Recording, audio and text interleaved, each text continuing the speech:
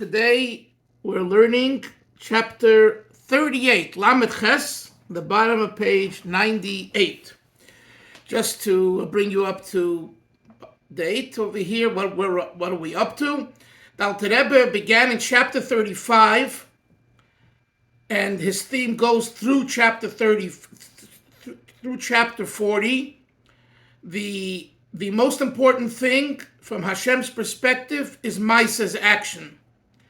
He bases it on a Zohar HaKadosh, where he brings the Yenuka, talks about a flame and oil and a wick, and all of that's only possible when you actually have oil.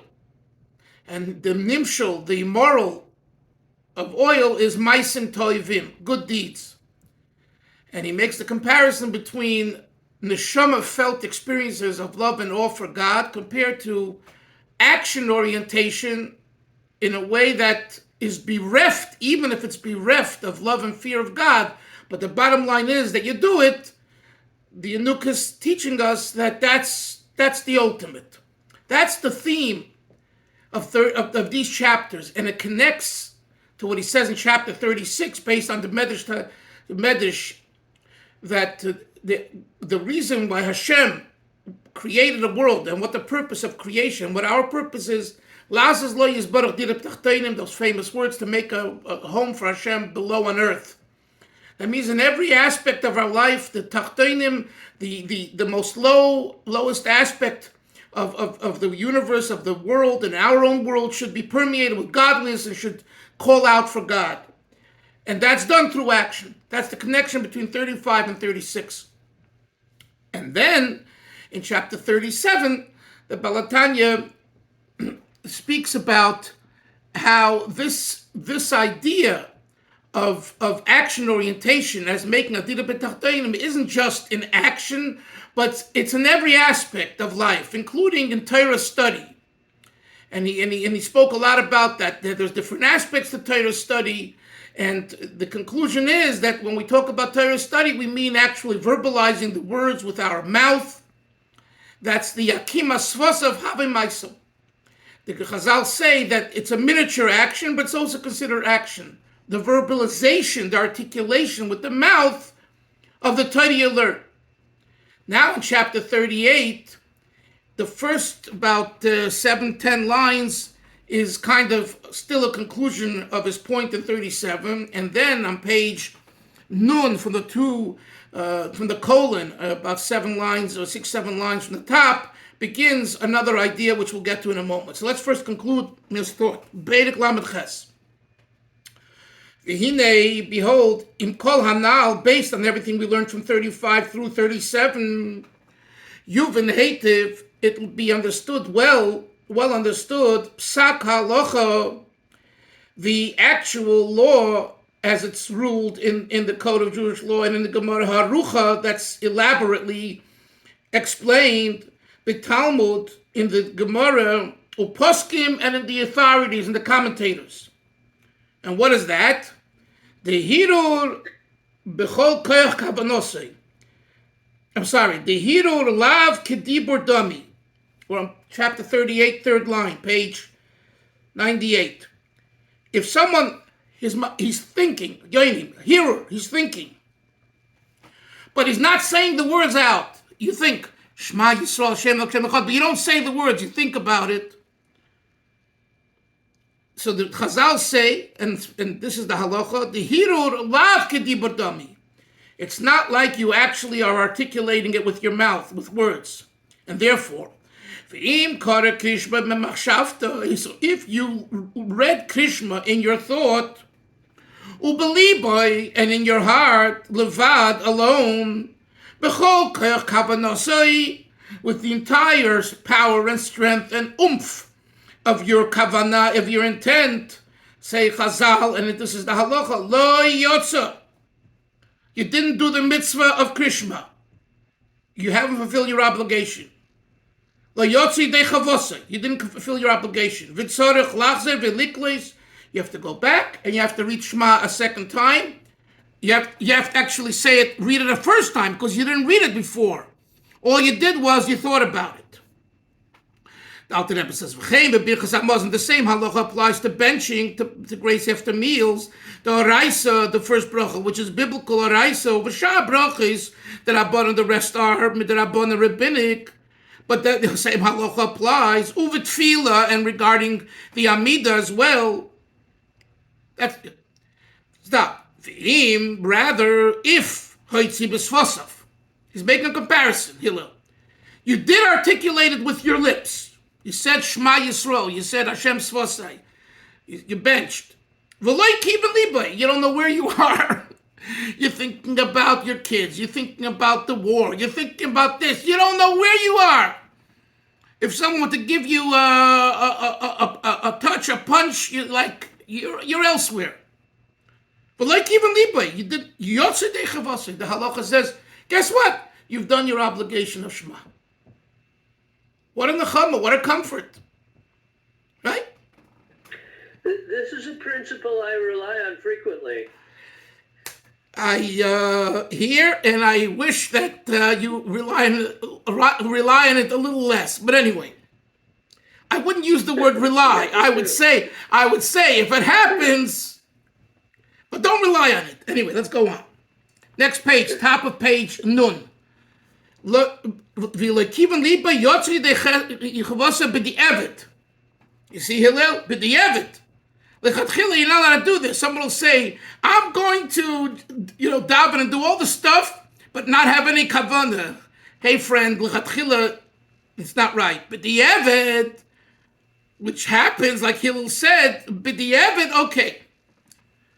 Ain't tzarech lachzor. The halacha is you don't have to repeat the Shema, the Shemon Esrei, and everything else. Levad, except Moshe mipasek Krishma shel Krishma. You know that? That if you don't have Kavana belev while you say Shema, you have to repeat the first pasuk. Ubracha Rishayna shel Tefillah Shemon Esrei, the same halacha applies to the first bracha of Shemon Esrei. Ukadisa bereish perek beis, the brachas, as the Gemara says there. Ad kan, the Gemara says, Ad kan mitzvahs kavana. Until here, till the end of the first pasuk of Shema, the Shemon Esrei, it requires kavana. Mikan ve'elech. The rest of Shema, the rest of Shemon Esrei, mitzvahs kriya v'chuli. The mitzvah consists of reading the words. Okay? Says the Alter Rebbe now, this halacha that I just quoted to you, says the Alter Rebbe, based on what we learned before in the 35 through 37, it makes a lot of sense. Remember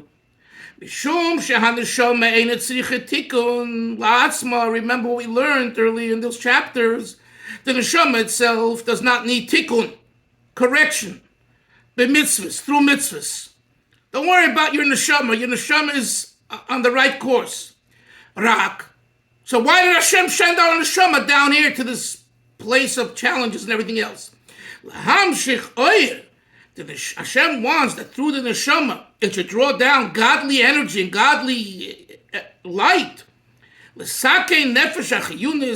To correct our vivifying animalistic drive, haguf, in our body. How? Through the words that are spoken. Shahanefesh midaberes beheimatzoes apei. That the soul talks itself out through the 5 gutturals of the mouth, and that is considered, like we learned earlier, akiva svasav, the movement of the lips, have maisa. That's the Alter Rebbe is saying. The Alter Rebbe is giving a Hasidic insight into the halacha iser. Why is it that it's adequate just to say the words without, even if it's without kavanah, you fulfill your obligation, and vice versa not? It's because the main thing is the articulation of the words, which is a maisa action. Everything is surrounded around action. Says the Alter Rebbe, this is also true with all other action-oriented mitzvahs that the soul does through the limbs. So in other words, what the modus operandi of a mitzvah is to express maisa, action. So whether it be through speaking the words or other methods, the nefesh, the soul, needs to do that from on high, is charged to do that through the body. Because the neshama itself, the body itself, doesn't need tikkun. So if it doesn't need tikkun, why Hashem? Why are you sending this? What are you doing, torturing the soul to go through this stuff? And the answer is because the guf needs it. Hashem wants the guf to be part of it. Dira b'tachtainim, chapter 36.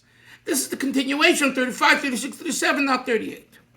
Now, after the colon, here begins the next 2.5 chapter, three chapters, like Lamed Ches, Lamed Tes, and Mem. This is where the Alter Rebbe talks about the importance of Kavana. But as we learn, you'll see he doesn't mean Kavana bereft of action. He's going to show us how Kavana too is part of the action orientation. But there's going to be a lot of verbiage and conversation about the importance of Kavana. So from 35, 36, 37, and until here, the emphasis Maisa. Now, from this part in 38 through 40,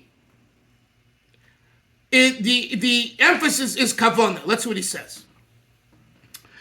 Nevertheless that we just brought this Chazal and this halacha and we explained it, Amru, the Chazal say, Tefillah, Yishar B'racha B'lei Kavana, if you do a prayer, a tefillah, or any other blessing, without Kavana, Hen Kiguf B'lei Neshama, it's like a lifeless body, without a soul, Rachman L'Islam, which we know too well right now. Pirush, this means, just as all creatures in the physical world, which have a body and a soul, this refers to the soul of all living animals, and the spirit of all flesh, the spirit that vivifies the human flesh, and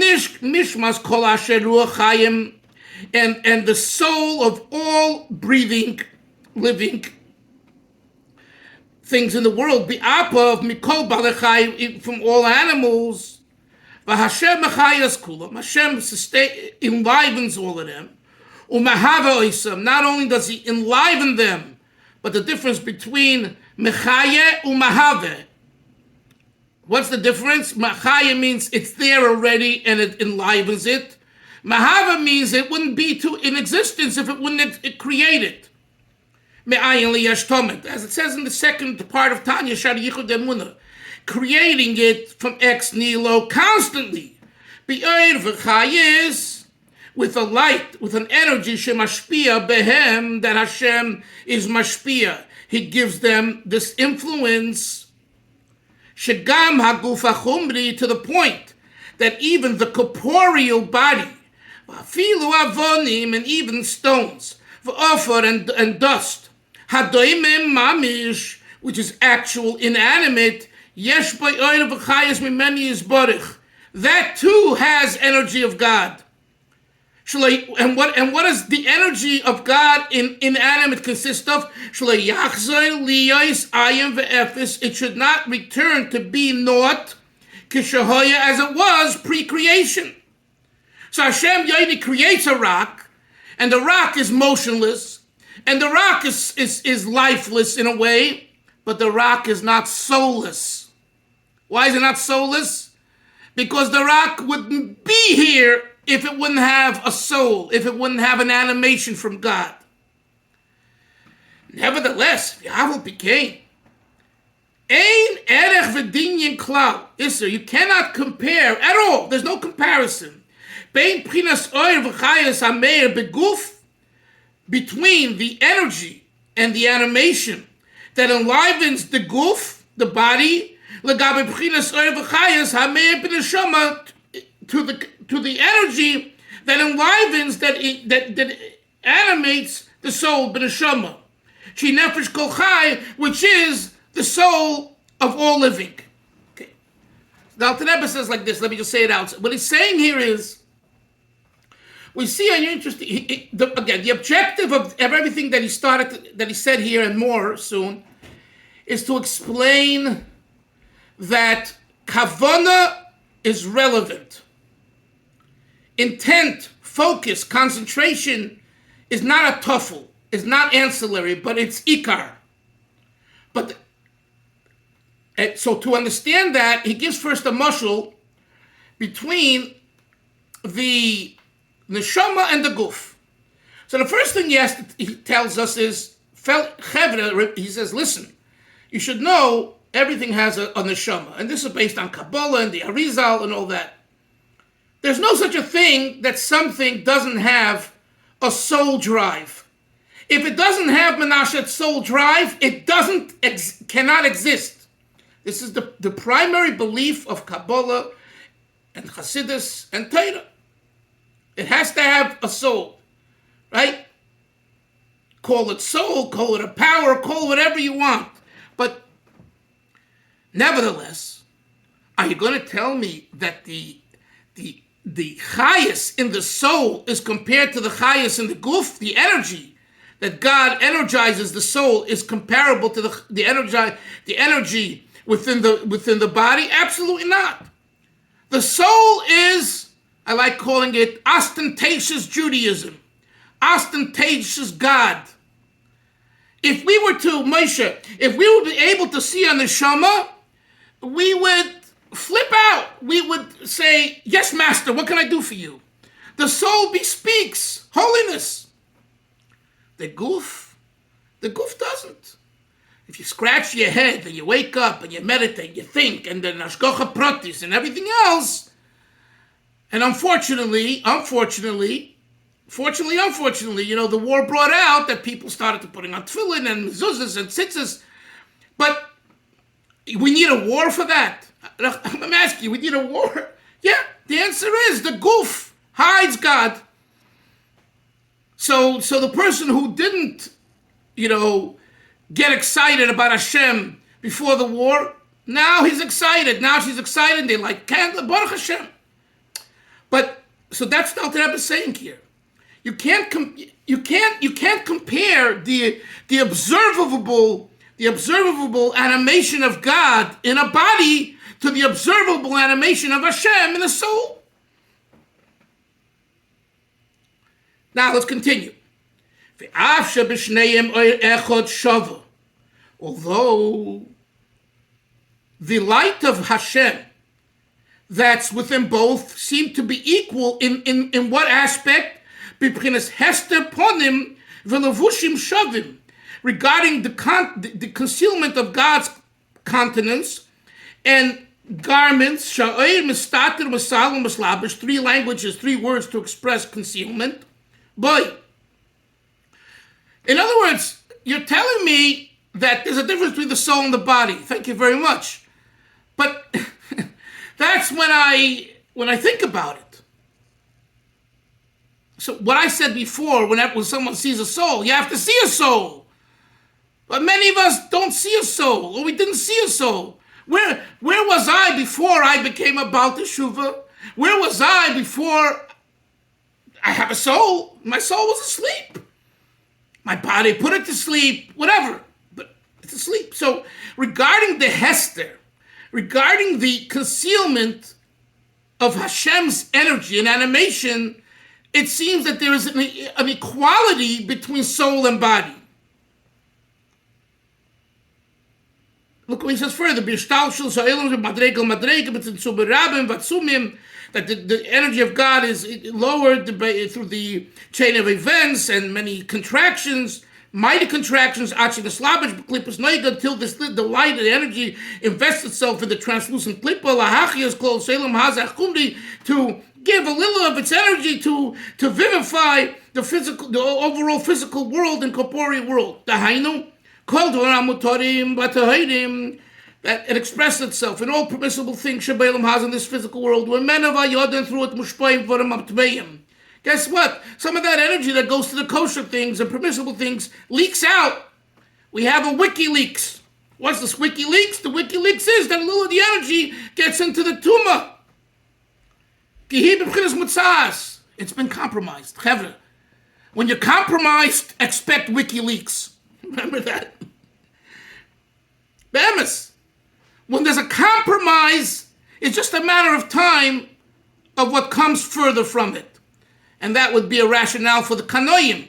Kanoim, the zealots say no compromises at all. The Rebbe said no compromises too. And the Rebbe was a zealot in his own way. But not with using your hands and not with putting up flags and going to the PLO to Yamach Shemon. You know what I'm saying? Just someone yesterday, I just finished writing a book, and I sent it to a professor who was a friend who helped me throughout the book, and he's endorsed others, and he said that this book he's not going to endorse. And he wrote why. One of the reasons is because in the book I have a whole section on the Israeli flag, the Chabad view of the Israeli flag. Where about a few years ago, someone said there should be Israeli flags in Chabad shuls. Again, someone who's not considered, mainstream Chabad, but nevertheless, it needed to be addressed. So Chabad put out a position paper, unofficial. You won't find it. You'll find it in my book, Yimit Hashem, but, with citations and references how this is not within the Masada of Orthodox, right-wing, Haredi Yiddishkeit, also not Chabad. But, with Seichel. Everything the Chabad does should be with Seichel. Give me the citations. Let's debate it. Let's dialogue it. Right? And because this person is more on the modern Orthodox side, he didn't feel that today, in the situation of the war and all that this should be kind of espoused. I didn't want to tell him the book's coming out months from now. God willing, the war will be finished. And I wrote a footnote, how the Rebbe loved everyone. But my point being, that's fine. Not always do your friends need to say you're the best. You can disagree too. It's okay. It's okay. And you can still be real good friends. Why am I saying this? Because the argument for without the Rebbe says here, a very interesting line, that Hashem creates from this energy all dvarim hamutarim, all permissible matter, and he says, and mimena, look at the third line, the third word on the end of the line, mimena val yoda, and through the dvarim hamutarim, which is klipas noiga, in other words, it's already some kind of compromise to God's energy, observable energy, ostentatious energy. It's been compromised. It's not so clear. It's like a rainy day, a foggy day.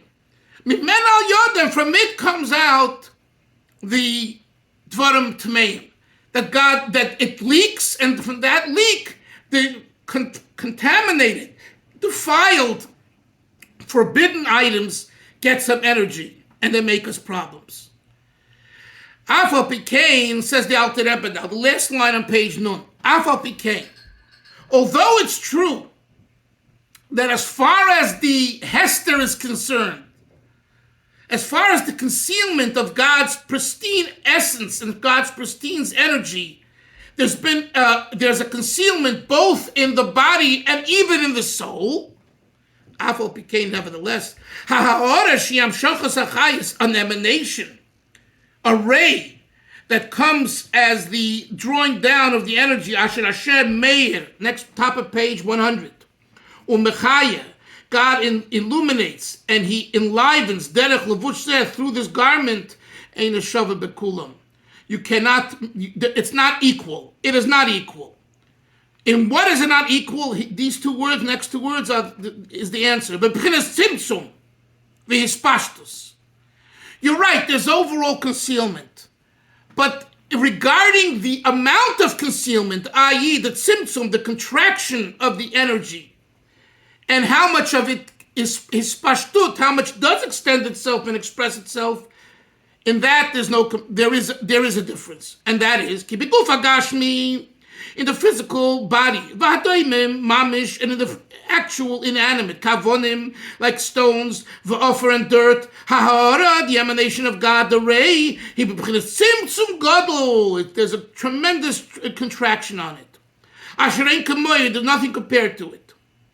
V'achaya shaboy, and the energy in the guf, and in the inanimate is very mu'etes, is very little. Kol kach, so much so, it doesn't even have the power of vegetation to do it, to grow. Nothing grows from stones. Okay? What about in vegetation itself? If you compare the amount of observable energy in the inanimate compared to the vegetation, there's no comparison. Vegetation shows some life, right? It grows. A stone doesn't.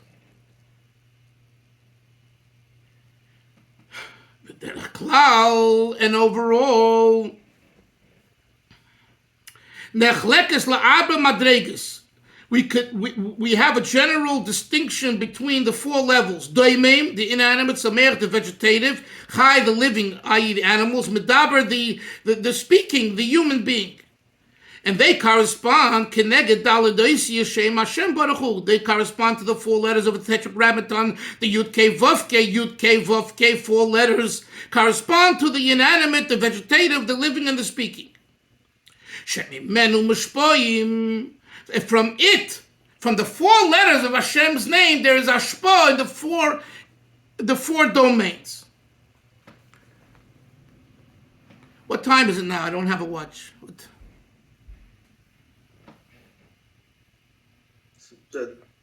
3:12. 3:12. A few more minutes. So, now the Rebbe is saying that the Yud, K, Vav, K. So, Kavana, figure it out. The Yud is Seichel. The K is Midos. The Vav, the K is Bina. Yud is Chochma. K is Bina. Vav is Shisha Midos, and the last K is Malchus. The Daimim, the lowest, right, which bespeaks nothing. It's a rock. It's lifeless. No, sorry, not life. It's lifeless in the sense of growth and all that. Not soulless. Is like the K, Malchus.